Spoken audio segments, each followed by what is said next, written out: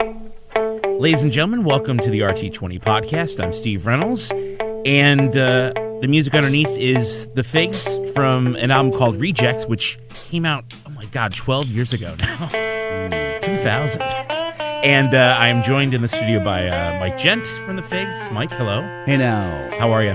Good. How you doing, Steve? I'm a little tired after Me too. after last night's festivities. Yes.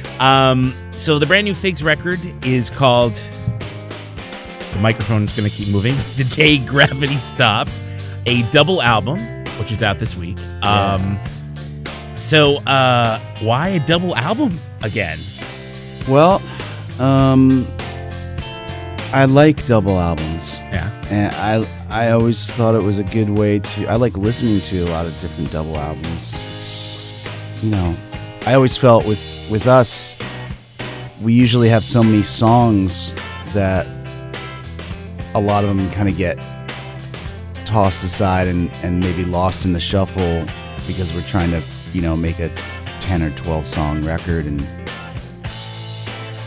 the double album kind of gives you more of a playground to, maybe experiment a little bit more, and it's not as hard to sequence as a single record, I just like them. I just like double albums.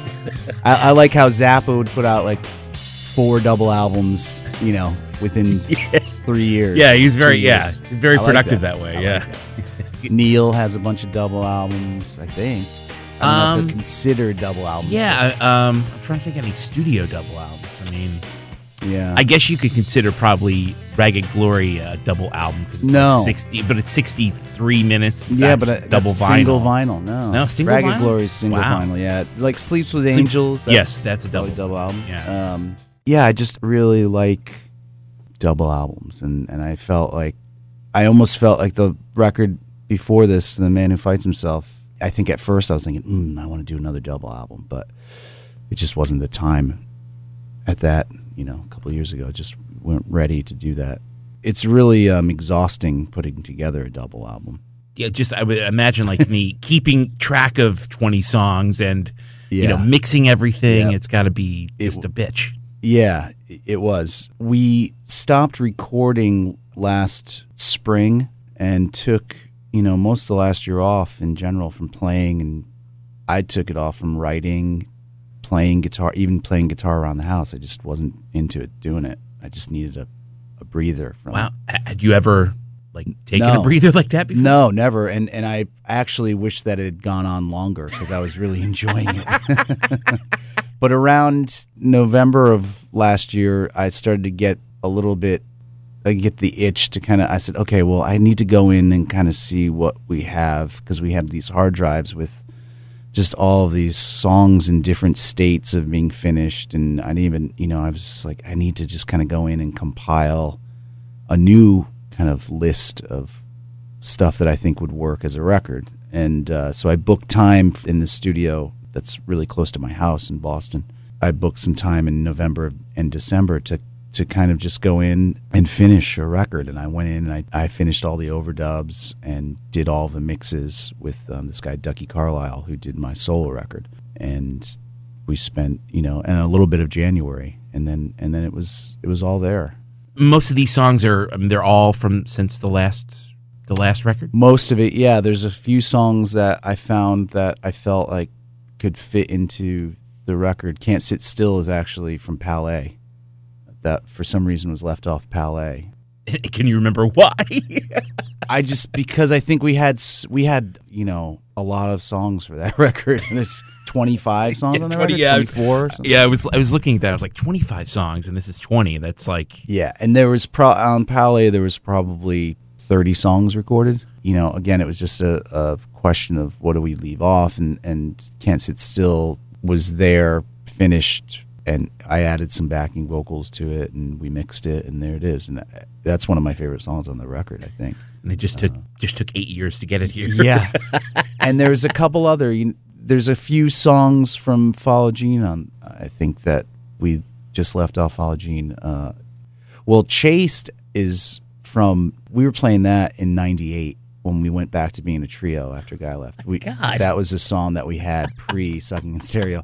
And we never recorded it, but over the years we would bust it out and play it once in a while, and that was a song I always enjoyed. And we cut the basics for that, or we basically finished it for Follow Gene, and we just left it off. And that was a song I said, that song needs to be on a record somewhere, and that seemed to fit on the first side kind of sequence. And so that goes back to Follow Gene and a couple other. But for the most part, all the stuff, I'd say 85% of the record was cut as our new record. One thing it's interesting is that there's 2 different songs that you and Pete Donnelly wrote together, which, I mean, you guys, it's not that often that because you write separately most of the time. So why? Most of the time. Yeah. How did that end up happening this time? We actually wrote Usually together? Our co-writes end up happening with Pete having part of a song and me finishing it. That's the majority of them.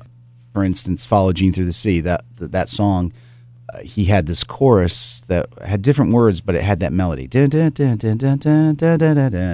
that kept popping into my head over the years, over and over. I said, the chorus is so good. I need to write a song around that chorus. He may have had like whatever. He had some similar lyrics, but I said, I got to write a song around that chorus because it's so good. And that's how that song came about. I'm trying to think of some other co-writes. Over the years, we've never really sat down and said, let's write a song together. It's always been more of a thing with, well, let me take a shot at, there's something good here, maybe I can finish it. Right. I had that song, End Credits, on Palais, where I had the chorus. I had the song, but I didn't have any kind of melody or lyrics for the verse, and I told Pete, I said, take a shot at that, write some words, write a melody over this, what I have, and see if we can get the song together. And he did that, and End Credits came about that way. Well, the first single from this record, which is perhaps the funniest Fig song in a long, long time.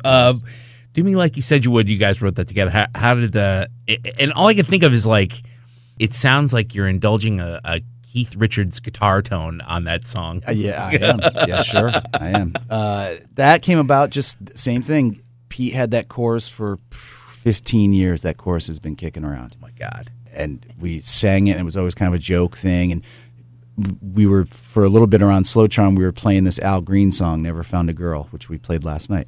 And it's basically the same chords throughout the song. And we would, when we were playing that song back in the early 2000s, Do Me Like You Said You would come out, and we'd start singing that chorus. And it just, forever, I said, we've got to write something around that chorus. It's such a good chorus. We need to finish that song. And Pete would kind of always say, yeah, it's kind of just a joke.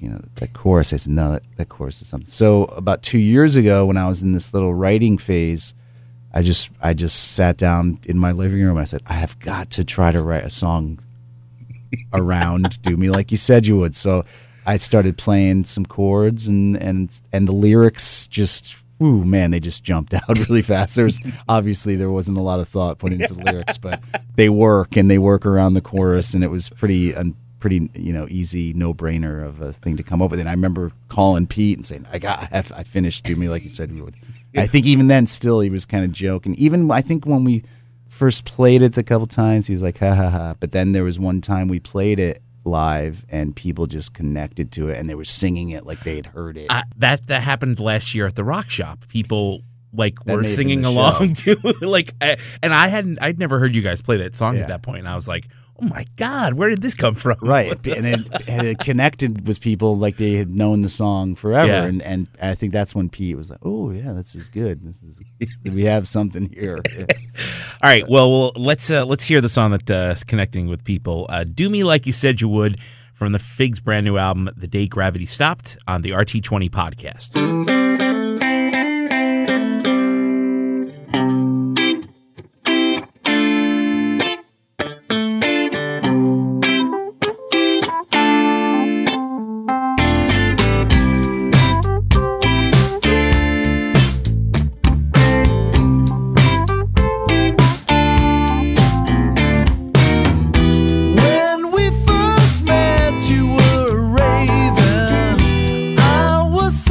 Shine.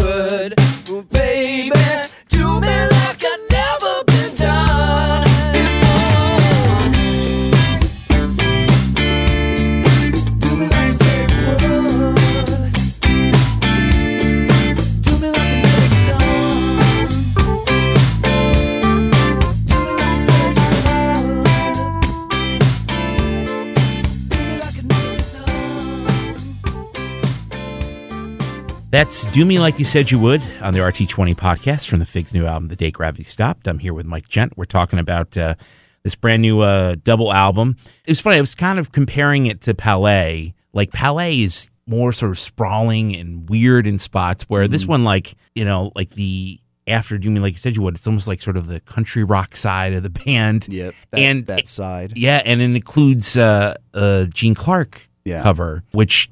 No, I don't think you guys have ever put like an actual cover on a regular studio record. I don't think so. I mean, there's been obviously tributes and collections and live stuff like that. First, yeah. So why end up covering that song for this record? What about it? Well, I don't think that we necessarily felt when we learned the song that we were going to put it on a record or even record it. We were doing a show a few years ago, and I was driving. It was down in Jersey somewhere at this art center, and I was driving down, and I had this live tape of McGuinn, Clark, and Hillman.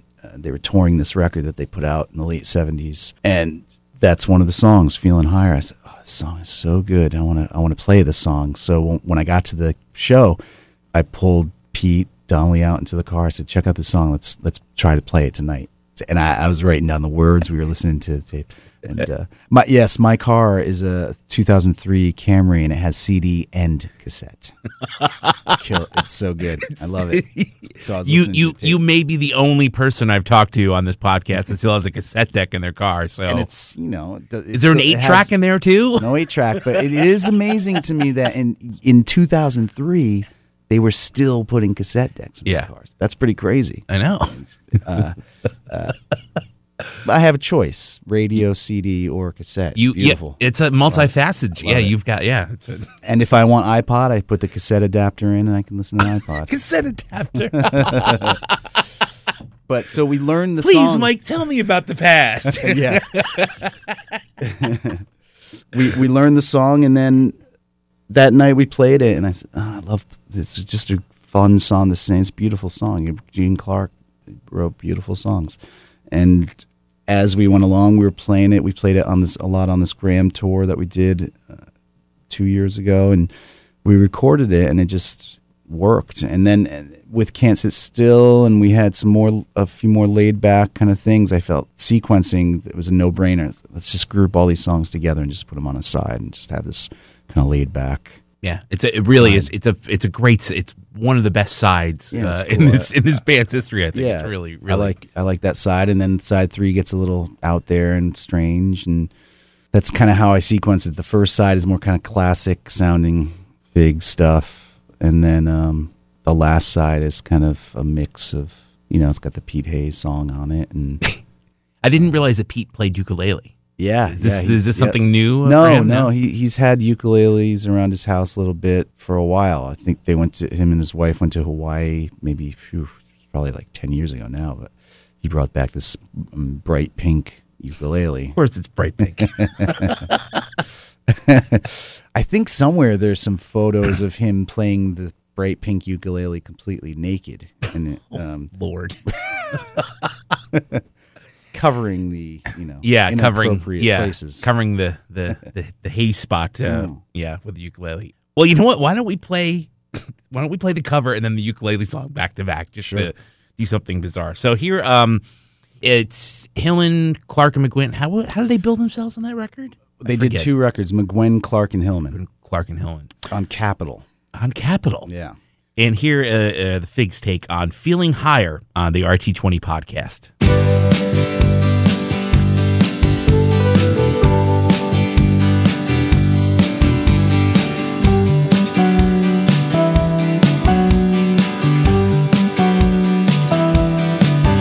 Beside me, you always find me in a scalding sea. You are the wind that will not fill the sails of jealousy. You are beside me, I cannot hide you, for I cannot leave.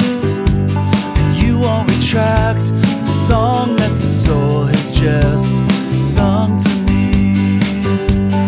I'm feeling higher than I ever thought I could be, for you have shown me that you are only here eternally.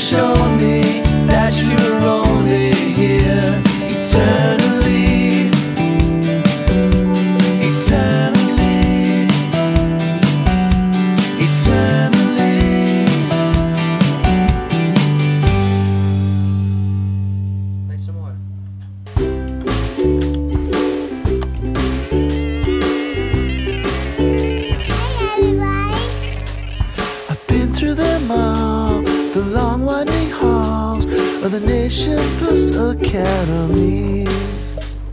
The hardest I had, the baddest of bad, was learning my A's, B's, and C's. 'Cause every time come quiz time, spelling bees, there's been a few. I get it wrong, it feels right. L-O-V-E with a U.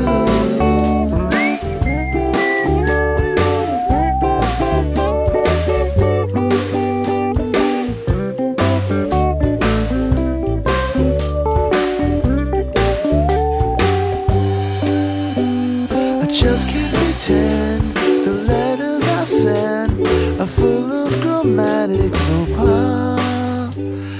Try as I might, I can't get it right.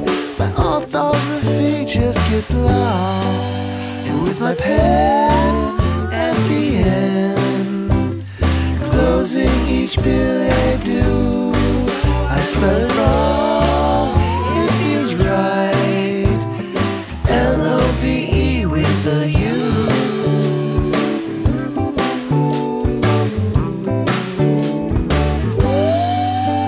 Each time come quiz time, spelling bees, there's been a plenty. I get it wrong, it feels right. L-O-V-E with a U. And you, and you, and you, and you too.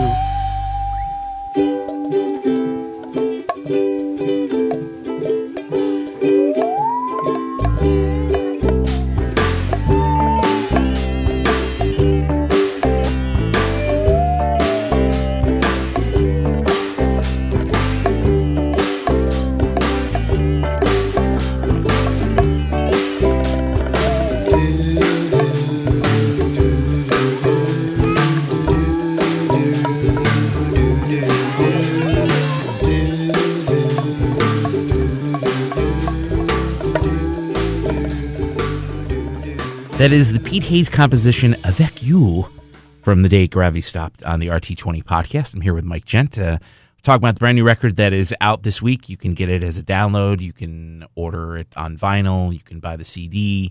Why not a cassette? If you have, Double cassette. double cassette. You could do that. Maybe we should.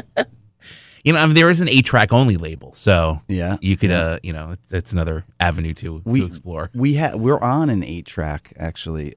The Dreaming Oh, in an empty station wagon. That's that double 8-track. Double 8-track. I have that. Yeah.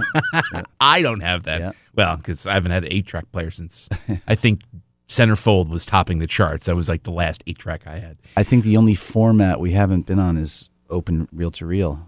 Yeah, because they don't really. It's hard to stack in record stores that True. exist. Hey, speaking of which, totally off subject, but my buddy Scott got a bunch of reel-to-reel tapes, pre-recorded, store-bought. He's got Thriller on reel-to-reel. Again, it's like they were making those in 1984, open reel tapes. What? Why? That's really bizarre. Thriller. And then I went on eBay and I looked, and there was one up for like $70 or something. But it was just really strange. I didn't know that they were still making those in 1984. Yeah, that's Or 80. No, well, 82. Yeah, right. yeah, that's Even 82 is strange. really weird. Yeah. Well, maybe I think it's just that some people with their musical tastes back then, or whatever format they had, they're very hard to let go of that. Right. Hanging on to.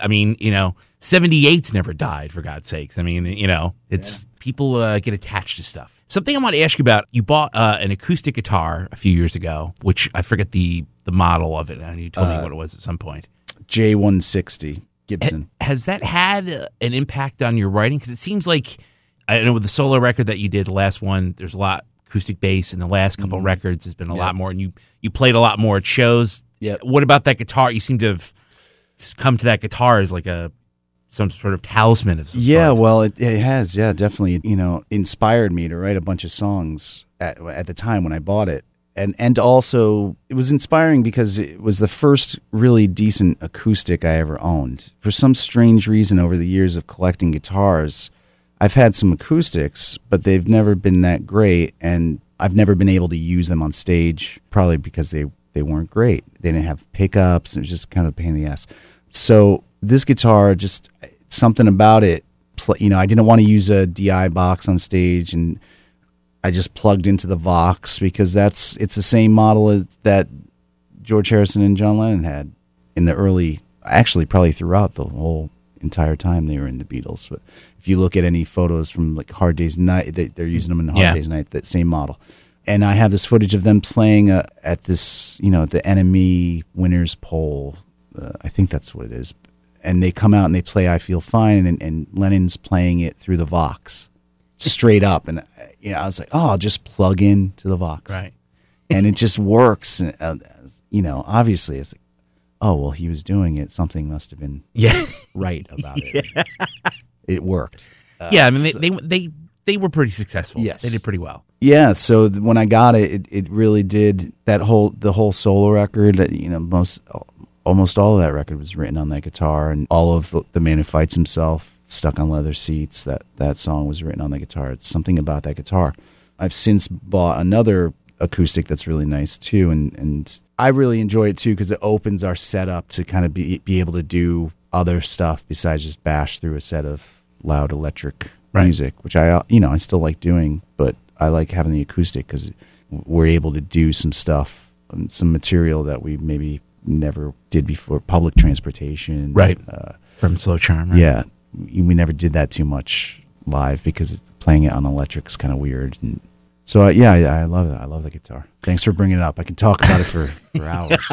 I know. So I was going to say, I mean, I think the songs that you've written with it, you sort of are also getting like sort of a different part of your voice when you do it. You're not having to, really belt it out. Right. Like, sure. It's like a more, I don't want to say mature, but we are both over 40. So I will say more mature.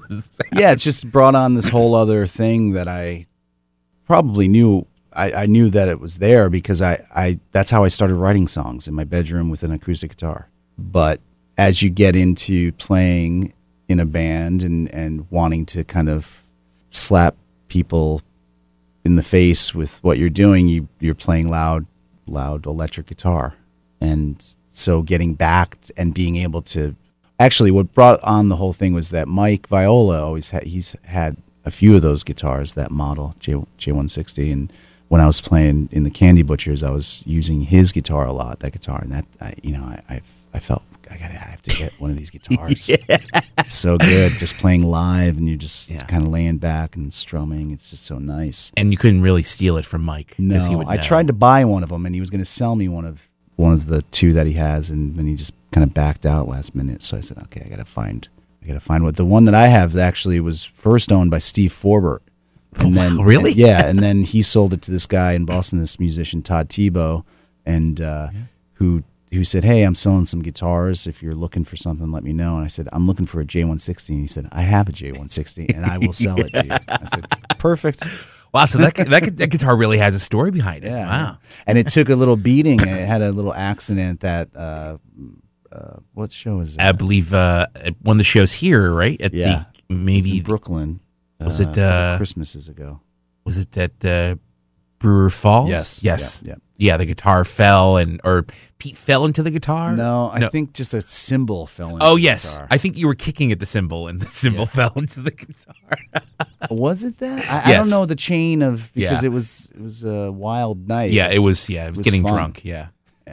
I was huge hole in the guitar, which I've had repaired since, but that's the thing. When Todd sold me the guitar, it was mint, not a scratch on it, and then I've completely beat the shit. Well, now it's got even more of a story. Well, how about we play something from the new record that sort of bound the guitar, and then we'll play something from the solo record that sort of shows it off. So, what should we play from here? Oh, from the new record? Yeah, from the new record that shows off the guitar. Oh, off that guitar? Yeah. Oh, you're sticking to side 2 here. I'm sorry. That's fine. Jupiter Row. Play it. Okay. All right. So here's Jupiter Row as we get to experience the J160 on the RT20 podcast.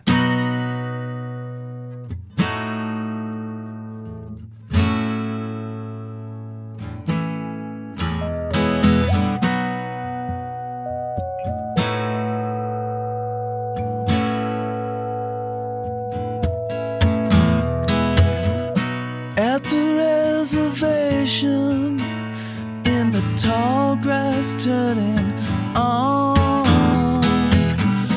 There were trees for shade and trails to walk along.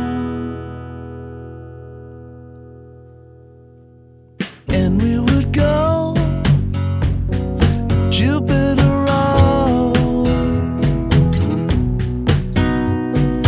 They didn't know Jupiter Road. Take a look at the four loons flying so high, just the same in a cartoon. The men always seem to fight.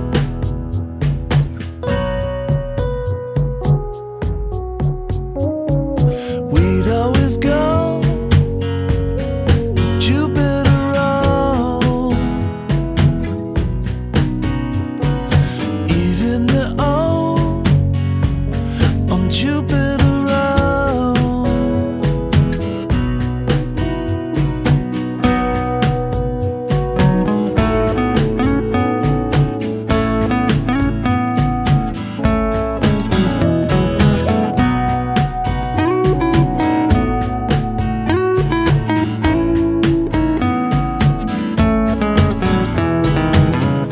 Many moons surround us, as you can see. All of a sudden they found us in 1993. Time almost froze on Jupiter Road. They didn't know Jupiter Road. Even the old on Jupiter Road. And we would go to Jupiter Road. Jupiter Road. Jupiter Road. Jupiter Road. Under fluorescent light, practiced all night, mess up the house. Gail said it was alright. Save some room. Take your fingers off mute. In a basement room with Alice the Goon. John knew all the words. Rodney rocked his kit. Grant played bass. Scorano did a flip. Save some room. Take your fingers off mute. In a basement room with Alice the Goon. With Alice the Goon. Oh.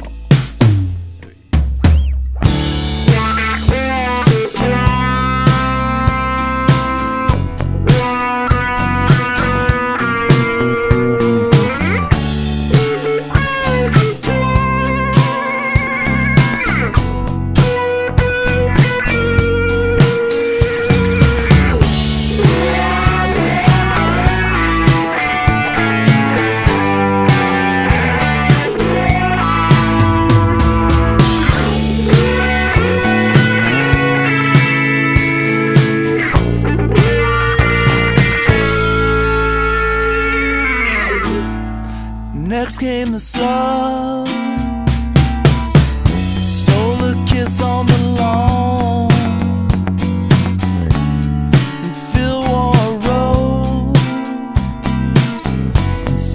another song. Save some room. Take your fingers off mute. In a basement room with Alice Lagoon.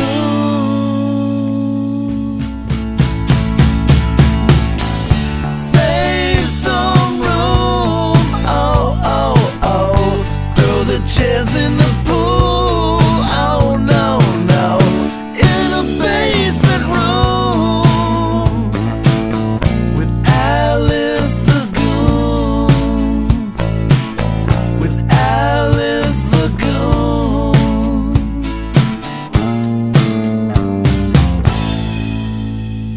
That's Alice Lagoon from Mike Gent's solo record from 2009, showing off that J160, and Jupiter Row from the new Figs record, The Day Gravity Stopped. We played songs that you have sung Yes. exclusively so far. So, well, no, we did play Pete Hayes' composition. That's true. But we should listen to a couple songs that Pete Donnelly sings. Yeah. What are your favorites?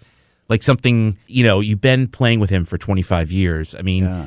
are there certain points where he'll come up with something and be like, man, it's really like where it still like gives you a musical thrill? Oh yeah, sure. I mean I think that's why we still, part of the reason why Pete and I still make records together and play together is because we enjoy each other's songs. There's throughout the years there's been times when I could, I'll bring a song in and I can instantly tell that he doesn't like it just by his actions. He doesn't even have to say anything, and I'm sure it's the same with him. I'm probably more over the years we've been doing this. Maybe not in the first 10 or 15 years because we were so maybe more sensitive, or we were more. At least I know I was so into writing songs at the time, and so I took everything so personally, and there was definitely more ego involved. Now it's a lot less, and I feel like we can kind of step away, and because we have other things, other outlets with our songs, that we don't always have to come in and say we're gonna. I feel very strongly about the song. We're gonna play the song, whether you like it or not. And there's songs of his that maybe not at first I'm not that into, and then they grow on me. And there's songs of his that instantly I'm like, I love this song. I can't wait to record it. Yeah. Well, it sounds like just like any music fan, where like Right. Sure. some things instant, and then other things they're the slow growers. Yeah, sure. And the same with him. I mean, there's songs of his that I like more than he does. And I'm like, Really? Sure. Like what? What? There's definitely been songs I'm like, sure, 3 times a riff. Yeah. I'm constantly pushing to play that song because it's fun for me it's a fun guitar song for me to play. I don't think he likes playing it because he doesn't like singing it. It's probably a hard song to sing, but I know, and there's people, through the years that have said 3 times a riff, play 3 times a riff. Yeah. I said, I've been bugging Pete to play that song a long time, and we did bust it out on one tour. I think it was the back end of when we were touring behind Palais. We were playing 3 times a riff. We played it a bunch, and it got really, really good. The arrangement that we had was a little different than the recording, and then we just stopped, and we haven't played it since. So that's one song I'm and I always. He's weird though, because I'll say, let's play this song. Nah, I don't want to play this song. And then 2 years I'll say, let's play this song. He's like, okay. Like he forgot that he didn't like it or something. I keep bringing stuff up, I'm trying to think of some other examples, but I know throughout, Yeah, and that's a good time. That's a good example. Let's play one of Pete's songs from this record, and Sure. we'll have people hear 3 times a riff. We'll play that after that. What do you? Of Pete's on the new record? Yeah, on the new record. Well, I'm digging the recap at the moment, but I like all of Pete's songs on this record, so whatever you like. The recap's a really cool track. Yeah, it's very different sounding. Yeah, that's why I like it. It adds a little different flavor to the record. Seems like it's definitely different when you play it live. Yeah. Well, that's the thing. That's why. It's a totally different beast live. Yeah, because it's a very much a studio Yes. Yeah, phenomenon kind of Creation. song. Yeah. Yeah. And like I said before, Chased is a song that I've always kind of kept reminding Pete about that song, because that was a song that was one of the first songs that we got together after Guy left. We had this little group of brand new songs that we were playing on this tour, and I have this really vivid memory of us being in Toronto playing this really cool show. And I remember playing Chased, and it had this crazy bridge, and we quote unquote chased that song for a long time. It had a lot of different arrangements, and we finally, I think, kind of got it together. So I really, really I've always really loved that song. All right. Well, you know what? We'll play Recap and Chased and 3 Times Riff. We'll do a rock block here. Sure. Sounds good. From the Day Gravity Stopped, this is the Recap on the RT20 podcast.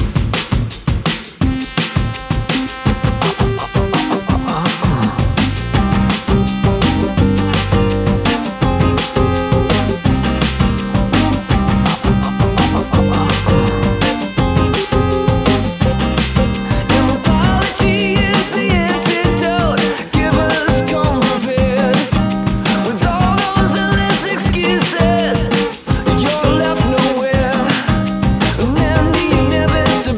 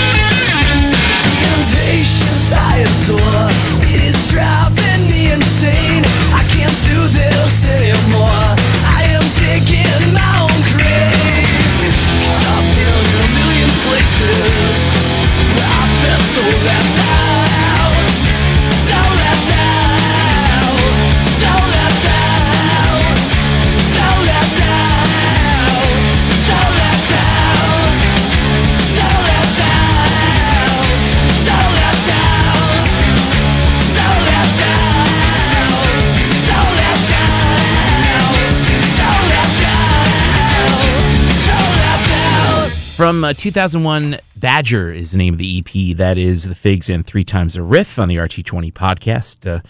We're here with Mike Gent talking about the band's new record, The Day Gravity Stopped, and some stuff from the past, and the fact that they're celebrating 25 years of playing this year, which is a crazy landmark for anybody. Now, one last thing I want to ask about the new record is the fact that the last Figs record had a song that you wrote called She Can't Say No. And now this record has a song by Pete that's called She Can't Say No Either. So is this some sort of weird songwriting competition going on, or not competition, but those songs come from Follow Gene Through the Sea. Originally we had this idea that it was going to be kind of a story, the whole record. And as we started getting into it, for some reason I thought, I want there to be a song called She Can't Say No. And we both went off and wrote a song called She Can't Say No. So there was She Can't Say No 1, which was mine, and She Can't Say No 2. That was Pete's. And then both were recorded for that record and left off. We just felt like at the time they needed more work, and I wasn't sure if either one of those songs was good at the time. So then we kind of got into my version for the last record, and we got that together, and then I said, we need to finish Pete's version because that's got something going on too. And Scott Janovitz, who helped us with this record, I worked with him for a day in the studio, kind of just compiling a new group of just finding all of the masters for the songs that I thought I wanted to finish and use for this record.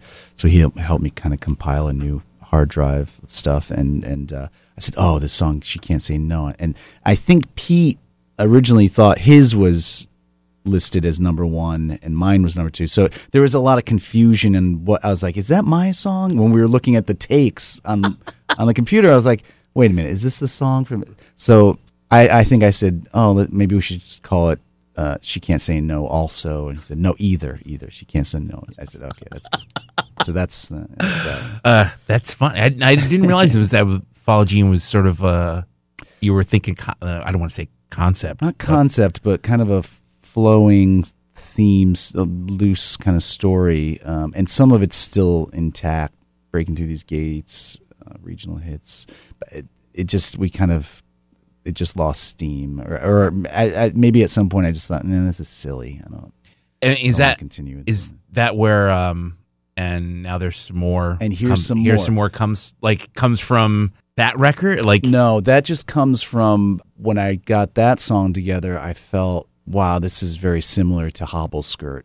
The guitar sound and the lick was in the same kind of area on the guitar. Yeah. It just sounded very similar to that song. So I felt, and here's some more of that style. Yeah. All right. Well, let's do the She Can't Say No block here. Sure. Which one should we play first? Do we play Pete's or yours? Play mine, because that came first. Okay.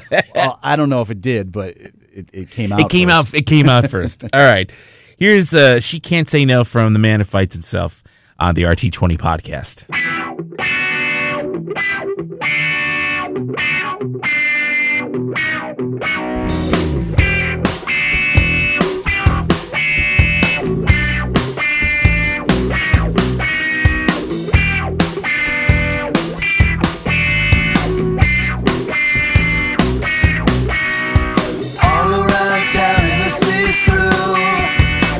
Like a Hollywood weight, drenched in makeup and perfume, stealing all the other girls' dates. She can't say no. She can't say no.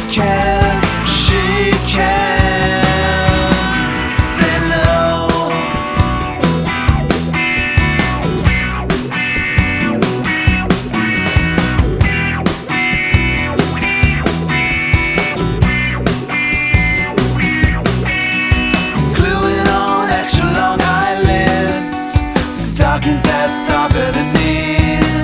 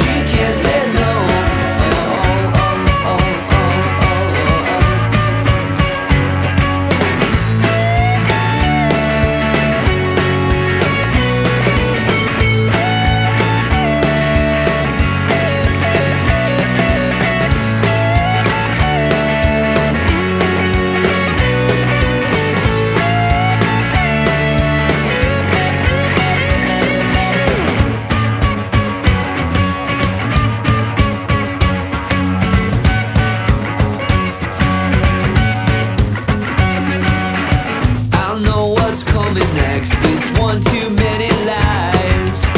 They tried to speak out several times. You'll become a memory, longing for the light. She can't say no. She can't say no. She can't say no, no. She can't say no. She can't say no, no, no. She can't say no. She can't say no, no. She can't say no.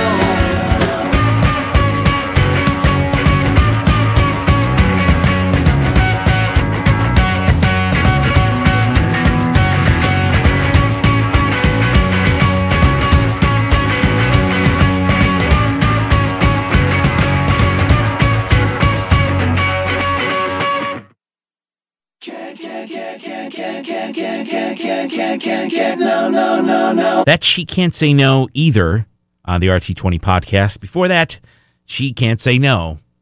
No, nothing after that. So 2 songs, it's sort of the same title. Originally written maybe about one woman, and now about 2 different women. 2 different women. And that's a good place to stop this edition of the RT20 podcast. I would normally say come back tomorrow, but this part 2 that's coming up is posted today as well. So if you're looking on the webpage, just look above. That's where part 2 is. Or if you're in your iTunes, just look above and part 2 is there. Or if you're listening on your iPod, you get it. In any case, part 2 coming your way. Well, you probably already have it. Thanks for listening.